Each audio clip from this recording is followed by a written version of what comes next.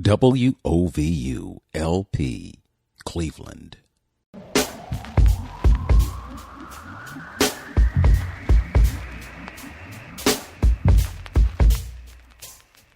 This is Open Door with Vince Robinson.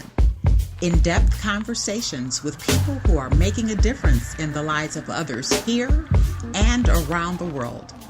Culture is at the heart of who you are. Know your culture, find yourself on Open Door with Vince Robinson. Hello and welcome to Open Door. I'm Vince Robinson and I am joined by a very special guest. And I say that all the time. They're always a special guest. But this is a special guest that is with me this morning. And just to give you a little background, we met a few years back. What brought us together was actually a homegoing. And we were at the repast and you had your equipment there and you were a solo singer. And we had a conversation that day, and it led to us doing a performance at a private set somewhere in Euclid. But anyway, without any further ado, her name is Acacia. She is a singer. That's what I know about her. I actually know very little about her, and I'm excited to learn more about her so that you can get to know her and I can get to know her at the same time. So once again, welcome to Open Door, and we're going to explore a musical journey, the life of the songstress that is sitting right here across from me, Acacia. Good afternoon, everyone. Good afternoon, Yes. Vince. Yes, it'll be, Good to be here. Afternoon for some and morning for some, because this will be on YouTube and Facebook, so this is going to be captured for posterity and eternity. How about that? Good time of day. Yeah. Good time of day, everyone. Absolutely, absolutely. So this show has a Cleveland base of sorts, but it's actually an international show. But I like to put Cleveland in the spotlight because so many good things come out of this city. So I usually start by asking folks about their experience here in Cleveland. So we'll talk about, your experience here in Cleveland, and then we'll get to the things that you're doing musically. So did your journey start in Cleveland? No. My journey started in Maryland, Southern Maryland. Okay. So you're from Maryland, or did you spend? Yes, I am. I was born in St. Mary's County, Maryland. Okay. Yeah. And that's in proximity to Washington, D.C.? Yes. It's not far. Actually, if you've heard of Patuxent Naval Air Base, that's the exact area where I grew up. Okay. And were you connected at all with the military? You just happened to be in proximity to that base? My father was a veteran, but no, that was where my family lives. Near the water. Okay. Beautiful area. Okay. Yeah. So how much of your life did you live in Maryland? I lived in Maryland until I was in the 8th grade, and then we moved to Virginia. And we were located midway Richmond, Virginia, and Fredericksburg, Virginia. Okay. Yeah. Small town. Yeah. Well, both of which I'm familiar with. I actually have people that live in Fredericksburg. Oh, okay. I don't run into that very often. Yes, yeah. And I've been to Richmond. What I don't like about Richmond is a 55-mile-an-hour speed limit on the freeway. Why? Yeah, I mean, and then the unmarked cars that are sitting there watching you, so. Yeah, all of that. Yeah. Virginia's not one of my favorite places, but I do like Virginia Beach, though. Oh, okay. Okay. So you grew up in Maryland and Virginia, and then how was it that you came to Cleveland? I came to Cleveland after living in Chicago for a bit, Chicago, Illinois. And I have 2 sons, and once they went to college, I had friends that lived here, and that's how I ended up. I would visit Cleveland and decided to move here and see how I'd like it. And actually, I started singing again here in Cleveland. Okay. So I get the feeling that we've skipped over a lot because you went from Maryland to Virginia and then Chicago. Yes. My ex-husband was in the military, and we were stationed at Quantico, and he was from Chicago, so we ended up moving to Chicago, and some things changed, and I didn't feel that it was a good place to raise children. You know, there's many facets to Chicago. I love it in many ways. Good music, good food, and beauty, lots of parks. Yeah, which I liked. Mm-hmm. And kind of sounds like Cleveland, really. Yeah, and the sailboats on Lake Michigan, and just all of that. Just wonderful. But as far as raising two young black males, it was not. My sons were avid readers, loved school, and school system was a bit different from Virginia in Chicago, but had the experience of being snatched by cops and pushed into walls and and searched and things of that nature. Time to go. Mm-hmm. Time to go. Yes. Because I did not want them to feel that that was the norm. So we moved, and because it's very important to me to, of course, to have them in a safe space, but to have them somewhere where they don't feel that they're in danger every time they walk out the door. Yeah. So. Yeah, what's really interesting about that is in terms of contemporary events, because I know you're talking about a few years back when the conditions weren't bad, but, when we look at Chicago, we tend to think of it as a place where there's a lot of crime, there's a lot of homicides that are taking place right now, and it seems that it still is not the kind of place that you would want to raise sons. Yeah. But on the other hand, all those things are going on, in terms of the parks and all the resources and the arts and culture that are a part of that city. You could say the same thing about Cleveland. And then when you look at Cleveland, you see that it leads. I mean, they said, sometime during the past year that Cleveland was the most poverty-stricken city in the United States.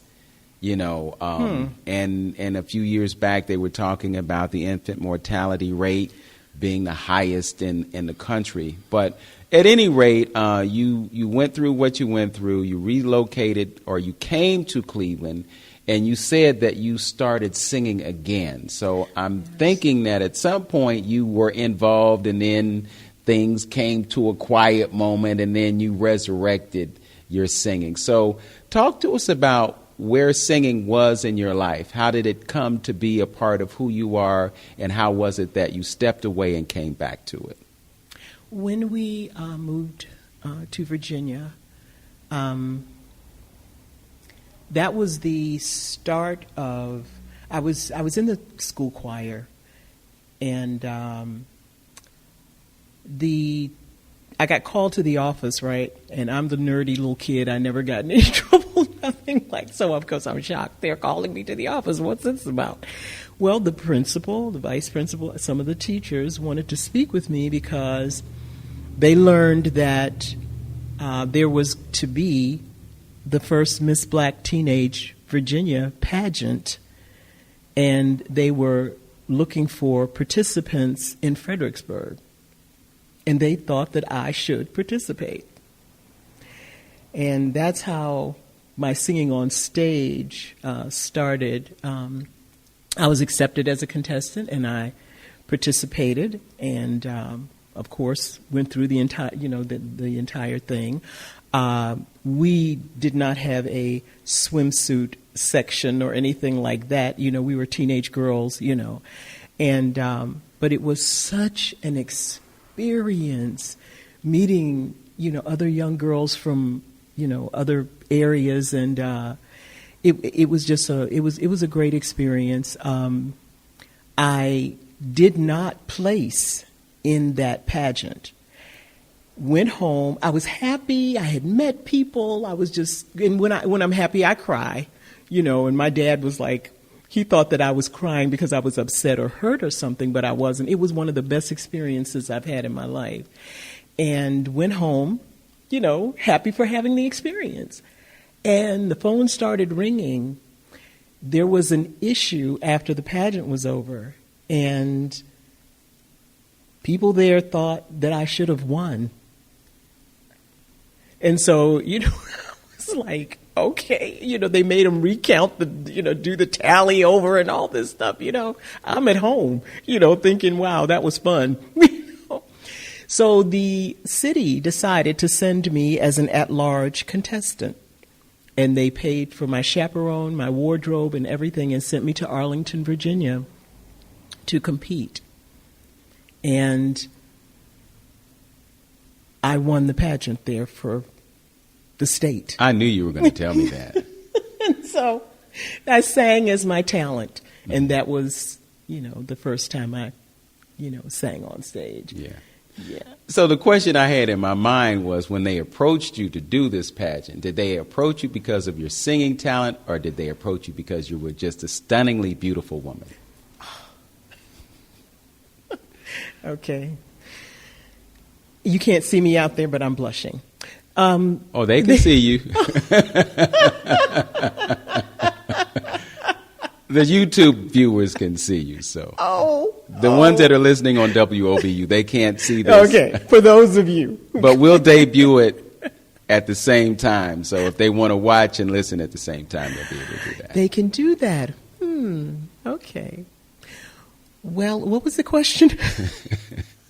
Did they ask you to participate because you were a gifted singer or because you were a stunningly beautiful young woman? Well, I was puzzled, as I said initially, but I was a good student in school. I kept my grades up, and I did sing in the school choir. Mm-hmm. Okay. Yeah. So they knew that you could sing, and then you had that nerd quality about you, so they wouldn't have to worry if they asked you a question during the pageant. Would you be like some pageant contestants who don't have a clue about what the question was or what the answer should be? Yes. Yeah, they it was amazing because the young lady, when we're going through this process, we're staying at Marymount College. Okay. This is over the summer, and when we were all sitting around, we were rehearsing every day and doing what we were going to do. So this young lady walks in, and she has an entourage. And so we all kind of looked at each other, and we were like, well, we know who the winner is going to be. Mm-hmm. We just have to figure out who the runner-up and Miss Congeniality, mm-hmm. Those were the spaces to be filled. Yes. But, it was Ronald K. Charity. I will never forget that gentleman. He's the one that thought that there should be a space for young black females to do, this type, have these experiences. Mm-hmm. And he is linked, I learned, to Arthur Ashe. He's one of the people that trained and taught and worked with Arthur Ashe when he was a young man.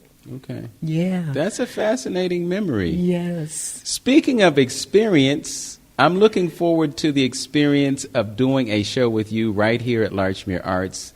We are looking at the 22nd of October, which is a couple of Fridays from now. Well, actually, it will be next Friday when the show airs. So you'll be able to come to Larchmere Arts on that Friday and hear this beautiful young lady here singing some jazz and singing some R&B. The stuff that I can play, we'll squeeze it in there. We're looking forward to you being there. So join us at 7 p.m. on Friday, October 22nd for this lovely lady, Acacia. You're listening to Open Door with Vince Robinson right here on 95.9 FM WOVU. a Burton Bell Carr community radio station. We'll be right back after these messages.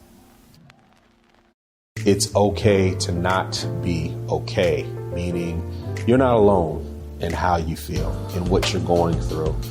There are millions of others who are either facing the same thing that you're facing or have faced it and lived to talk about it. So the other thing I would offer is it's also okay to ask for help. This message of hope is from the Alcohol, Drug, Addiction, and Mental Health Services Board of Cuyahoga County, the Suicide Prevention Coalition, and WOVU 95.9 FM. Our Voices United, a Burton Bell Carr community radio station. You're listening to Open Door on 95.9 FM WOVU. I'm Vince Robinson. My guest is Acacia. She is a singer. She told us that she was born in Maryland, lived in Virginia for a while, moved to Chicago, tried to raise some sons, wasn't working out, so she picked up, she came to Cleveland, she resumed her singing career, and the rest is history. She also told us that she was in 2 pageants, the first of which she was supposed to have won, but through some strange, and I knew that she should have been the winner the first time. I didn't say it, but I knew it. She got a second chance. She ended up in another pageant. She ended up walking away with the grand prize. What was the pinnacle of that? Did you get a scholarship or something like that? Yes, and oh my goodness, it was when it happened. They had young ladies. This was a larger pageant, of course, because they had young ladies from, all over the estate at that point. And so, of course, they cut back, and I ended up being one of the finalists. And performed a song, this song, "And I Love Him," "And I Love Her" by the Beatles, and it was recorded by Nina Simone, and so that's where I learned the song, and so that's the song that I performed. And when everything was said and done, and they're saying who won what, and I'm just tears just flowing, happy. I'm happy for the contestants and everything, and I'm standing there clapping and everything, and somebody kind of pushes my shoulder, and I turned around and they're like, "They called your name." I'm like, "What?" I went into absolute. I don't remember much after that, and so they, it was surprising, but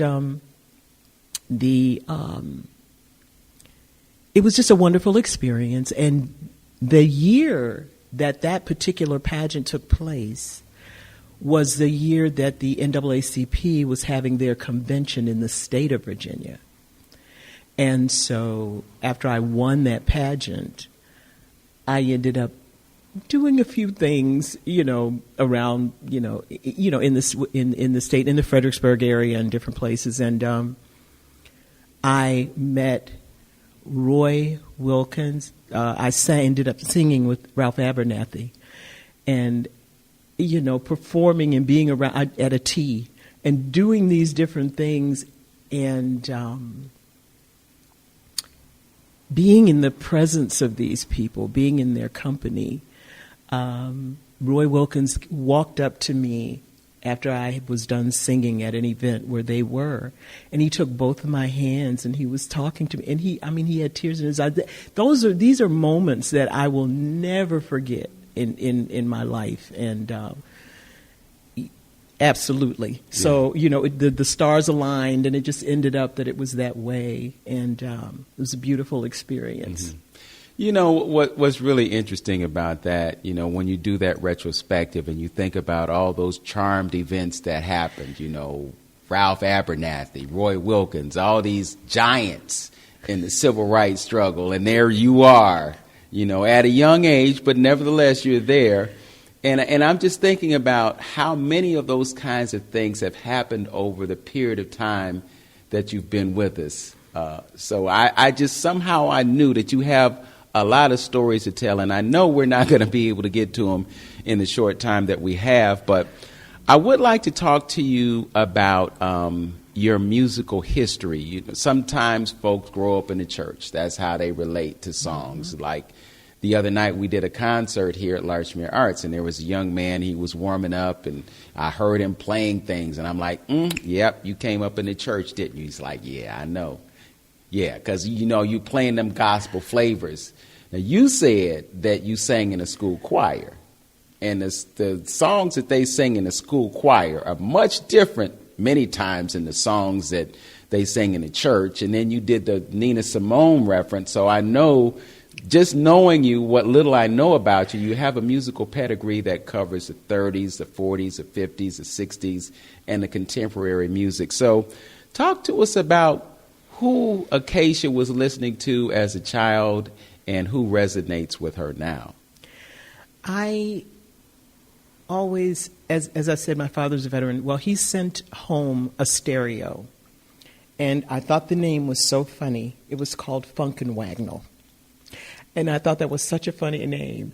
But we had music in the house more so than television and things like that. Just simply because, my dad was like about the grades and about making good grades, and us knowing what was going on in the world.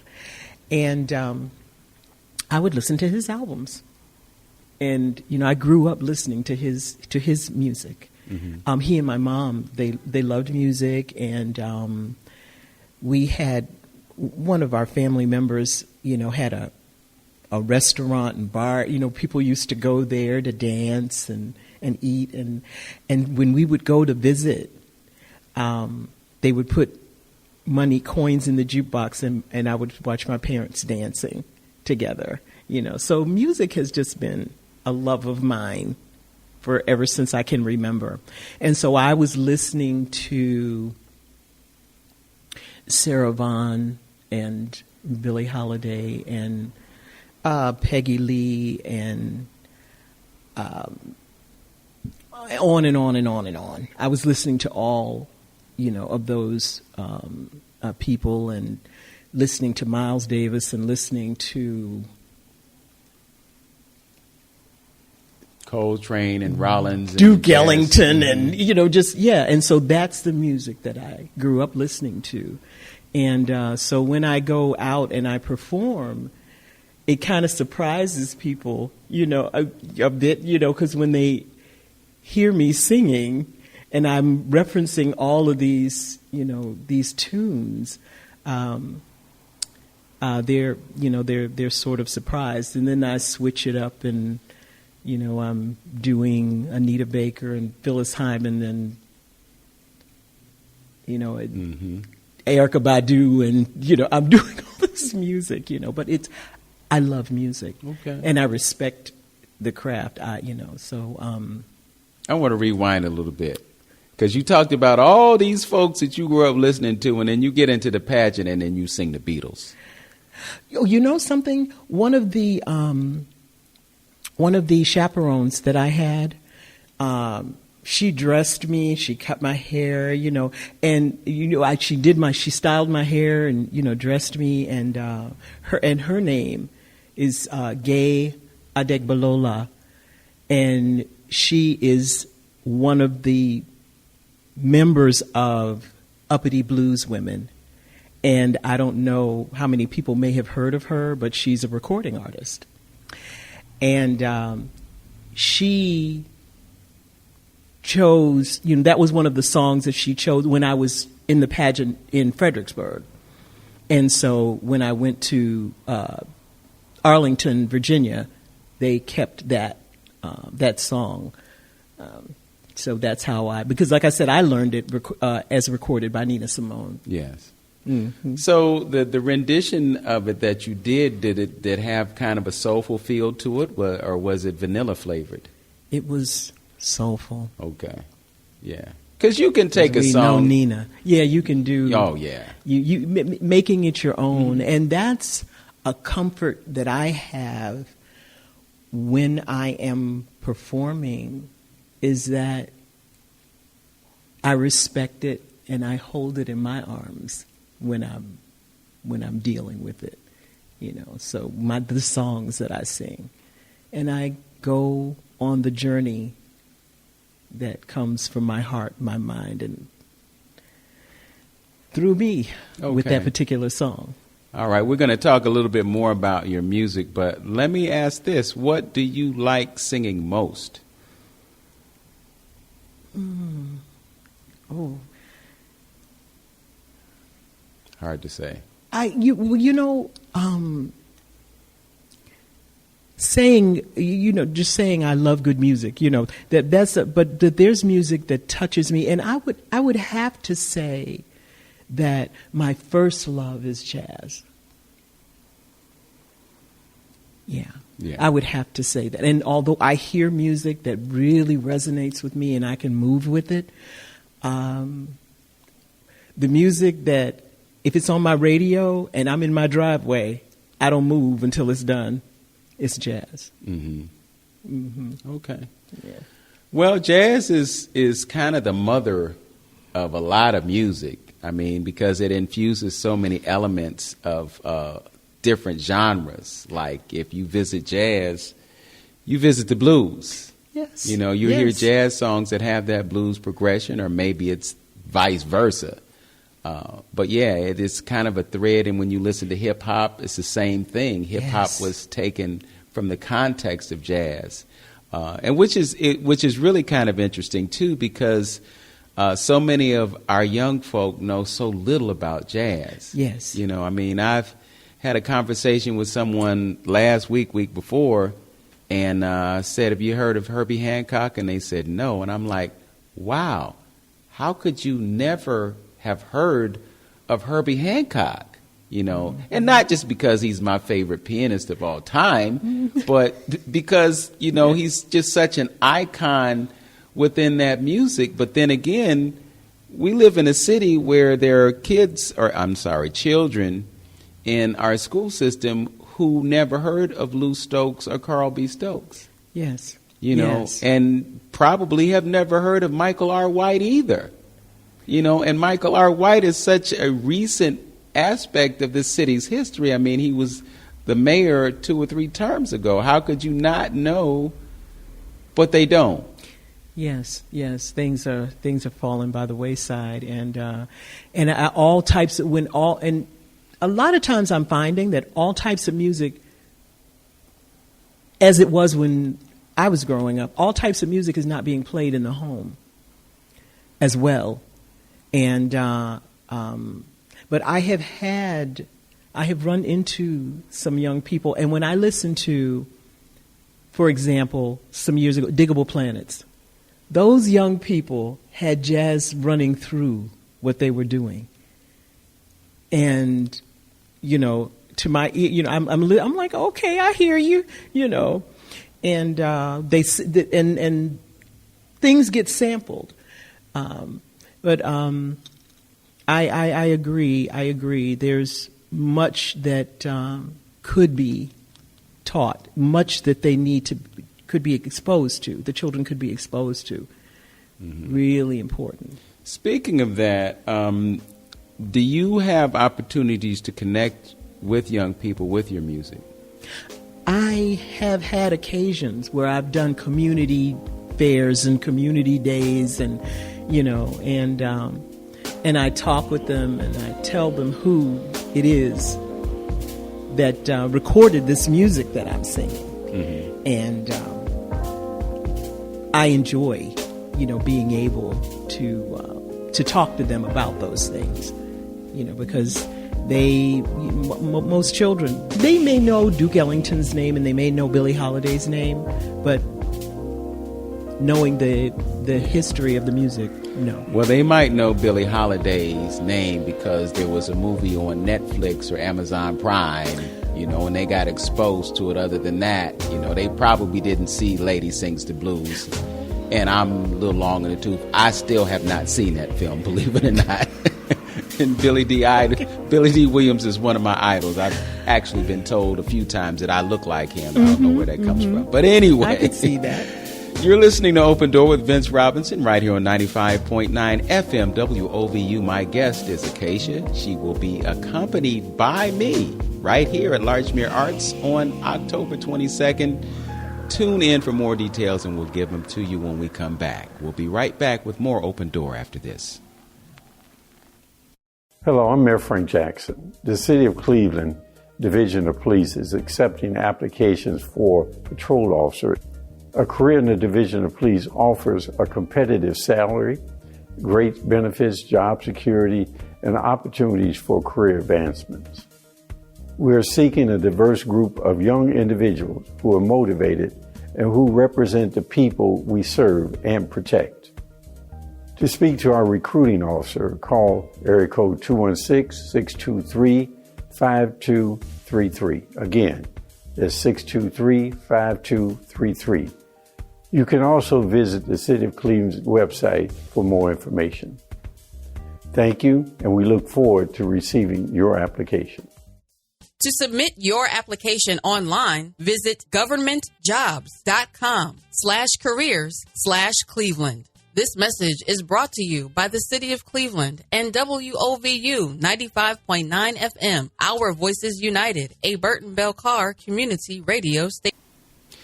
You're listening to Open Door with Vince Robinson on 95.9 FM WOVU. And my guest is singer, songstress, and somewhat of a historian, Acacia. And we've been talking about part of her musical journey, the pageant she won, the pageant that she didn't win, that she should have won, and a few other things. But also, we talked about her musical pedigree, the fact that she grew up in a household that respected music, and she was flipping through those albums and listening to Sarah Vaughan and Duke Ellington and Billy Strayhorn and Miles Davis and all those greats. This is probably out of left field, but do you get into country music at all? Yes. I'm not surprised. Yes. Those, when we lived in Maryland,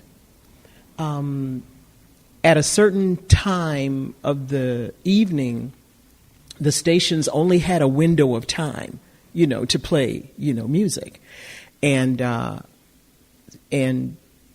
in Virginia, there was country music on. That's the strongest signals that were coming through. And so I have listened to country music. I've listened to bluegrass. I enjoy the symphony. I go hear the orchestra play, and one of the things that I appreciate is my hearing. I'm very grateful for all of my senses, but I'm able to hear the different instruments and what they are doing while they are doing things together, and that's absolutely fantastic. But yes, country music is some of the. I met when I was doing that whole pageant round thing.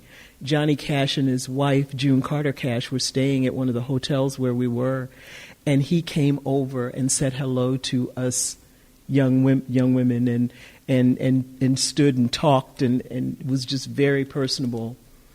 Yeah. Mm-hmm. Wow. Johnny Cash. His wife didn't say much, but he was just right in there with us, talking to us and right. Did you walk the line?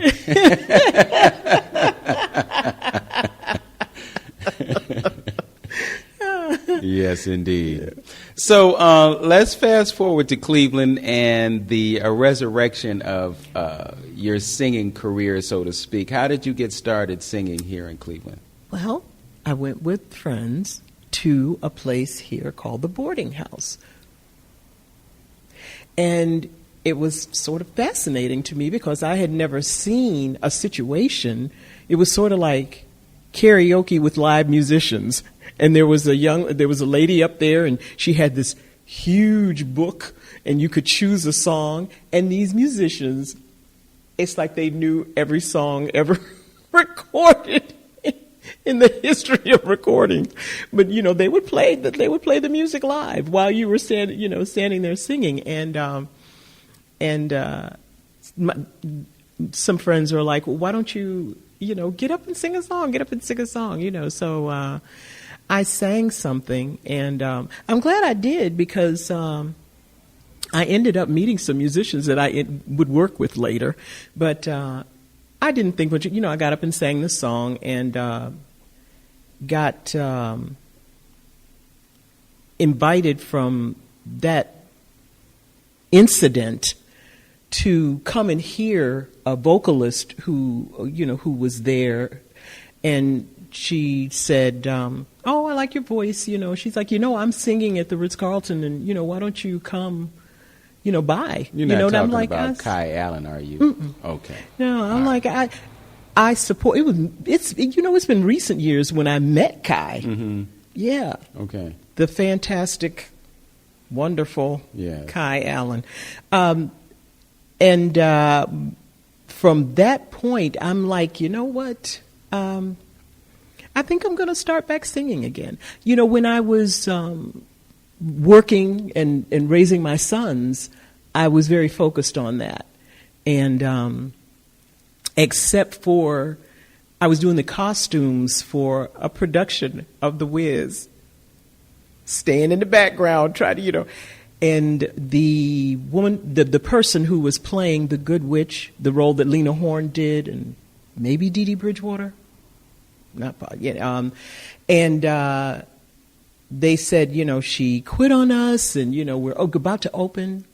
Would you please help us out? You ended up, and I ended up being in the play singing. In the play singing, yes, and but when I came here, other than that, I hadn't done any singing at all for like years. And when I came here and just one thing and another happened, I was like, you know what? I want to do this again. And lo and behold, I met the fantastic, wonderful Evelyn Wright. And, we just met, and I was so happy to meet her. And so from a conversation, she knew that I was a singer, and I went to Swingos, and she called me up to sing. She liked my voice, and I was just so happy. It was just wonderful because I loved to watch her perform. And ended up, the first speakers, my JBL speakers that I had when I would go around, because I had my own equipment when I was going around singing. Mm-hmm. I bought them from Evelyn. And, so, and it just went on from there. Most everything that I've done has actually been someone's heard me and liked my voice. How could they not? I mean, really? So that's pretty much how it's gone for me. Okay. So you're working at the boarding house. Can you remember any of those folks? And the reason that I say that is because my introduction to jazz in Cleveland was a boarding house. Was it? Yeah. When I was at Kent State University, one of the very first concerts that I shot was Sonny Stitt. And he was accompanied by Ace Carter, the pianist, and Jack Town, the drummer. I think they did a trio. Oh, okay. There was probably a bassist. It's been so long. I mean, we're talking 4 decades ago. Not to date myself, but I just did. But yeah, and then so when I came to Cleveland a few years later, I was coming to the boarding house because a friend of mine was into jazz, and he'd come to the boarding house and he could get his Bishop Bernkasseler Riesling. It's a wine, so he'd have his glass or two, and Ace would be playing piano, and then I think Skip Gibson ended up doing stuff at the boarding house, and Chink Stevenson, and all these folks, all the giants of jazz here in Cleveland, and you just kind of stepped into that venue, and then you came alive as a singer here in the city. Yes. Swingos and Evelyn Wright, Yes. I've had, I tell people that, they sleep on Cleveland. There are some fantastic musicians here that I just like to sit back. I was in a place once, and this gentleman comes walking in a trench coat. They put a chair on stage. He got up there with his saxophone. He sat down. He started playing. And some gentleman that was sitting, at the bar, he said, he used to play with Billie Holiday. I'm like, I could tip it, but it was so sweet and so smooth and he just sat there, and he was much older gentleman, but he just had his saxophone, and I'm like, see, when you are out here exploring, you can just run into so much history. Yes. Because it's out here. Yeah, it's history, but it's also the who's here. I mean, we had a young man by the name of Javon Bogart. You were witness to that concert. Mm-hmm. Yes. And he played some Stevie Wonder. He played some of his own music. He played some of my music, and I'm listening to this level of talent, Yes. And this is the same weekend that Boney James is here. And I'm thinking about how many people are down at Playhouse Square and have paid $100 to $200 to listen to this guy play. But then you have homegrown talent that has the same level of talent, the same level of artistry, perhaps maybe a little bit more sometimes. Yes, and that's actually true. Yes. That's a true statement. Oh, yeah. Yes. Yeah, we have it all here, but we don't appreciate it.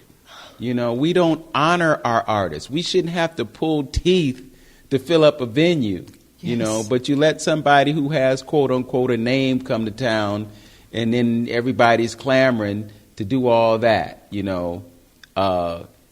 We don't want to pay sometimes for music, but we can't expect artists to always play for free, because we got to eat, So anyway, that's another conversation for another day. And I agree with you wholeheartedly and have said the exact same thing that you're sitting here saying. Getting the exposure is like pulling teeth. Getting the exposure. Mm-hmm. And I know personally that there are people who want to hear the music, but the powers that be will not put them on the stage where they're supposed to be, where they should be, so that people can, get an opportunity to hear them. Yes. Well, I'm going to step up on the soapbox for a second here, just because I think it's something that needs to be driven home. And that is that racism has been recognized as a public health crisis in this city, in this community, and really it's a crisis, a public health crisis around the globe, but specifically here. And there's a lot of conversation about the role of artists. And I think we need to give more credence to the idea that artists are healers and they should be empowered to do what they do. You sat here, you listened to the music, it made you feel good, it took you places, and in that moment you experienced some type of healing in your psyche, in your spirit, just because you were connected with a creative process that has that ability through sound to make every cell in your body respond yes. in a very positive way. Mm-hmm. And we have to leverage the ability of art to facilitate healing, because we're dealing with a lot of disease and dysfunction and discomfort and anxiety and fear and stress. And one of the things that takes us away from all of that chaos and craziness is music and art. So that's my soapbox for today. I'll come back to it occasionally, repeatedly, all the time. We got to push this message through. I think probably within the past week, we witnessed a forum that was held by a number of arts organizations that featured the candidates for mayor in Cleveland. And I hope that whoever wins this election takes the role of art in our community in addressing the public health crisis of racism to the next level, because this is something that deserves the attention of the lawmakers, the legislators, and the folks who are in charge of our governments as we have this conversation. So we'll continue this dialogue. You're listening to Open Door right here on 95.9 FM WOVU. I'm Vince Robinson with Acacia, and again, she will be my guest here at Larchmere Arts on the 22nd of October, Friday, 7 p.m. Stay tuned to the Larchmere Arts Facebook page and my Facebook page for more details. We'll be back with more Open Door right after this. It's okay to not be okay, meaning you're not alone in how you feel and what you're going through. There are millions of others who are either facing the same thing that you're facing or have faced it and lived to talk about it. So the other thing I would offer is it's also okay to ask for help. This message of hope is from the Alcohol, Drug, Addiction, and Mental Health Services Board of Cuyahoga County, the Suicide Prevention Coalition, and WOVU 95.9 FM, Our Voices United, a Burton Bell Carr community radio station.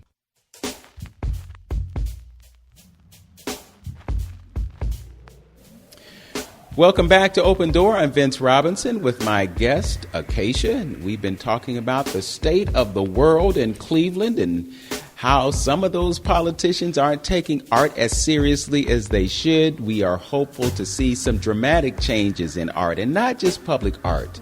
You know, sometimes when you talk about art and you connect it to an institution like a city government, you know, the conversation always is about public art. And with public art, you're primarily talking about visual art, because one of the ways that we experience public art is through murals, and then they're having conversations about putting up the art of local artists in Cleveland City Hall, and that's a great start if and when it does happen.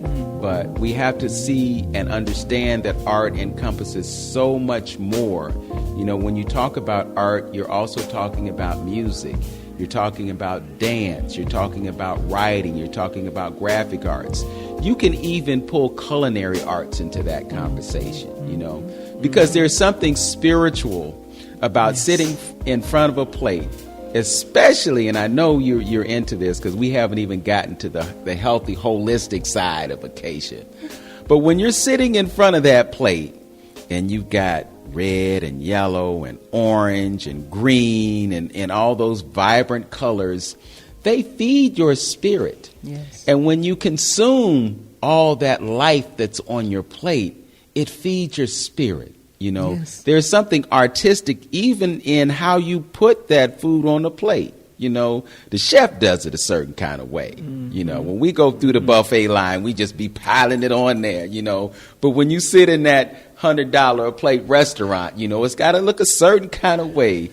If they spill something on the plate, they're going to get a napkin or something, dab it, because they just, presentation is everything. Yes, presentation reflects a certain artistic sensibility. Yes. Oh, yes. Like painting on a plate, painting with food. Yes.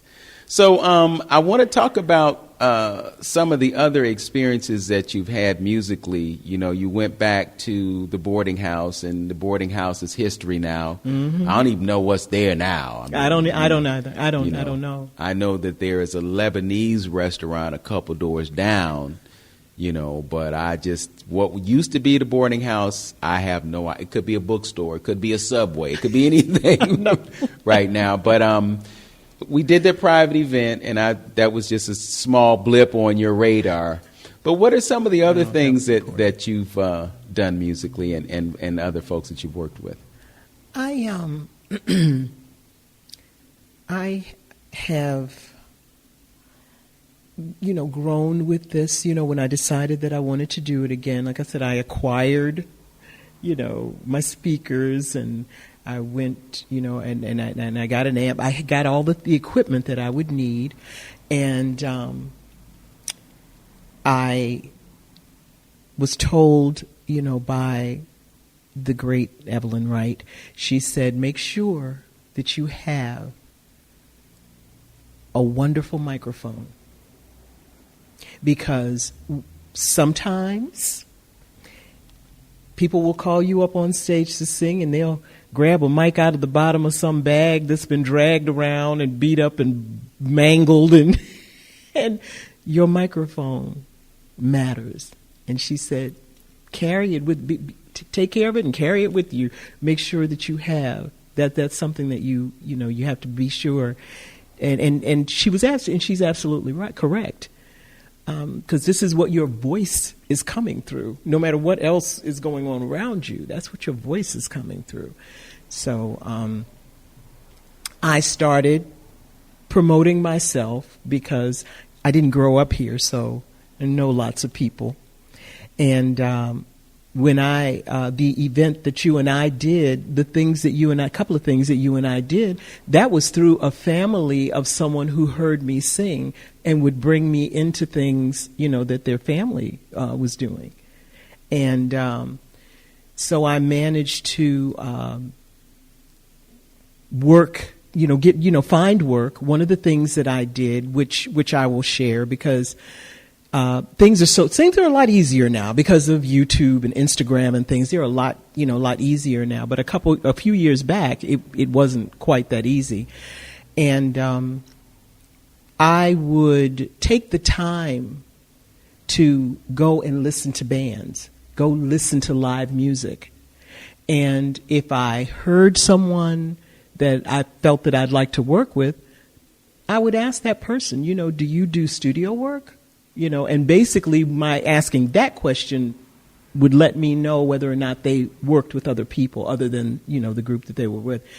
And one of the things that I did was I saw an ad in Crane's business, and they were doing a golfing event where they were raising money for scholarships for students, And so I called them and I said, are you still taking donations for your silent auction? Pardon. And they said yes. And I said, well, I'm a local artist and I would like to donate 2 hours of live jazz. And they were happy about it. Of course. And and because this was going to help a cause, and it would give me exposure. And the young lady that won the bidding, she called me and she said, my dad's a land developer here, and he gives this big event at his home every year, and people come from Washington State and Florida, all over the country. Could I use it for that? I said, you most certainly can. And from that, I met this gentleman's brother, who was the director of the French Creek Cultural Arts Center, and I ended up doing 3 plays there and doing other, so it was just, on and on because, exposure is important. But I'm not sitting somewhere going, I wish the world would come to me and, I'm getting, I wanted to get out there and get the exposure, and I was thinking of ways that I could do that. And I ended up performing at the Ritz-Carlton downtown here in Cleveland and the Hilton downtown here in Cleveland. And so all of those things, came from me getting out there and trying to get, some exposure, because it's not easy for musicians to get to find work. First of all, if you're not one of those people, Yeah. And so, you have to be thoughtful and creative, Mm-hmm. Well, you definitely have some distinct advantages because as a singer, you're a complete unit. You shared with me the other day that you were asked to do a gig and the piano player didn't show up. Your accompanist didn't show up, so you did it a cappella, and it was even more effective because they weren't distracted by what he was doing, and they got you raw, uncut, unadulterated, unedited, and so the beauty of your voice shines through. And then for venue owners, again, a self-contained unit, you could show up with your microphone and your speakers and you wouldn't need anybody. But if you dragged along a pianist, hint, hint, it would only be 2 people. Yes. Yes. Other than that, you got 5 or 6 musicians.